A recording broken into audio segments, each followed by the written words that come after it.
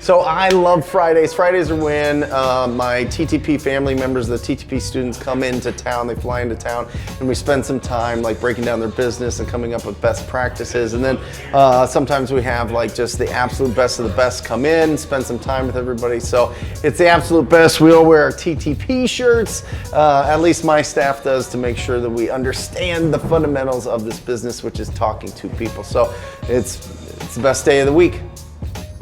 So we start off our meetings, we usually do it Wednesdays. We're going to do it again Friday today with something you're grateful for. So gratitude destroys fear and anxiety. So we usually start out with something positive. We're doing Oktoberfest this weekend. Yep. And it'll be fun in Big Bear, California. As always, thankful for health, family, daily opportunities. Thankful to be here with all you guys. I'm grateful.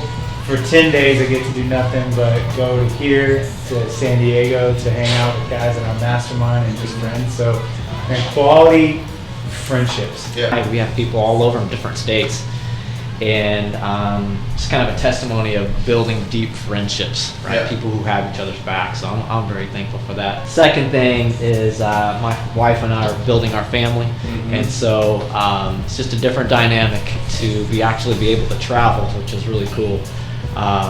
So yeah, it's a good time. Super grateful to be here, honestly. 5 years ago, right at this time, I left my career as a machinist. So wow. This is a big thing. The past, I don't know, I met another flipper yesterday here in Phoenix, here with you guys today. Go, I don't even know, Denver in a couple of days to sit with Martinez.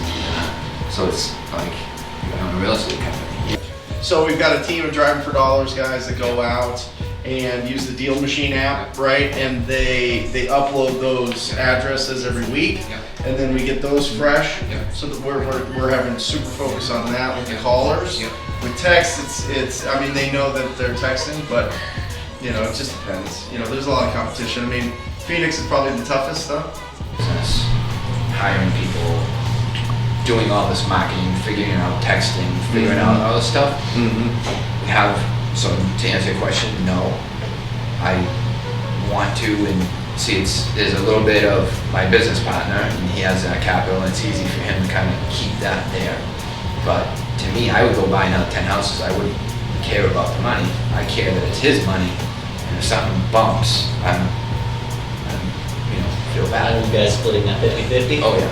Yeah. And what's he do? Just bring the capital? No, he's in the office every day. In the beginning, to get in and do lead generation, if it has high maintenance, it usually means it's low cost. And when you get in, it's a good place to start because you have time and you don't maybe have a lot of money.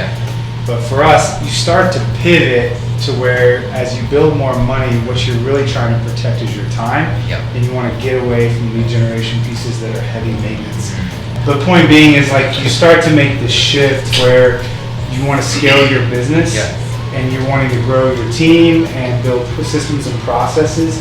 The management heaviness of certain things like texting will take away from the end goal of really running an efficient business, and you start to want simplicity. Right.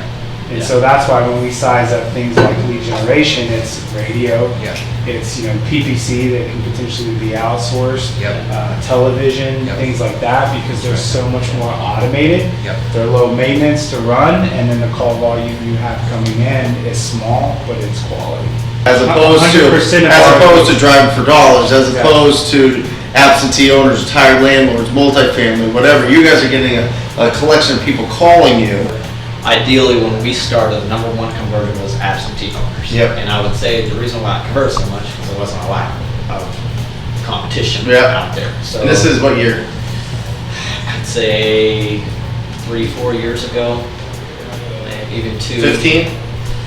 2015, So we picked a particular property, right? So for us, instead of the large fix and flip, we like the 322s between the 50,000 to 125,000 range, because either someone can flip it or someone can buy and hold it, right? So that was the bread and butter property, right? Those are the ones that moved, and I think practically we were on average making about 18 plus on those on an assignment, right? Chris and I, we just wholesale, right? We're very clear on that's just our strategy, right?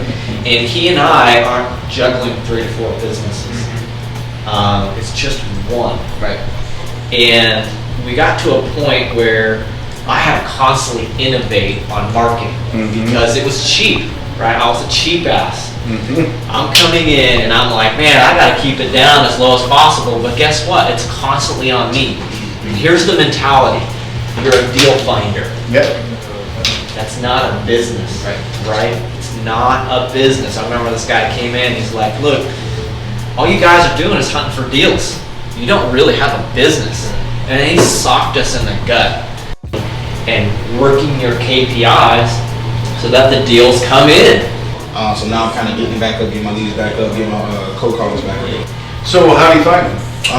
Online jobs PH, and then a lot of them, be real. Lately, it's been referrals from my good ones. Yeah. I like, look, post this ad on your Facebook, on whatever social media you have. Yeah. Everybody that you bring me, if they make it past the first week, I'll give you $25, $50, bonus for bringing me that person. Yeah. Well, having consistent cold callers that are going to just do the work for you, I mean, is key. I've got people that I've had for 2 years. Right. You know what I mean? But it took 4 years to do that. You know, I just have a couple observations. I don't know if it's really that strong, but you know, all of the innovation is coming from you, right? And so you have to kind of keep that a priority. And so you do have to have your ear to the ground. I'd rather be nimble, and I'd rather net the same amount off $1 million than this guy does off of $4 million. Right. Well, and Revenue's for show. Net is all about the dough, and don't get caught up in revenue because this guy's throwing out big revenue, and it's BS. for show and dough. Come on, man. So I get tired of it's so out there. the size of Everyone's rocking. who I am I is my made this much now.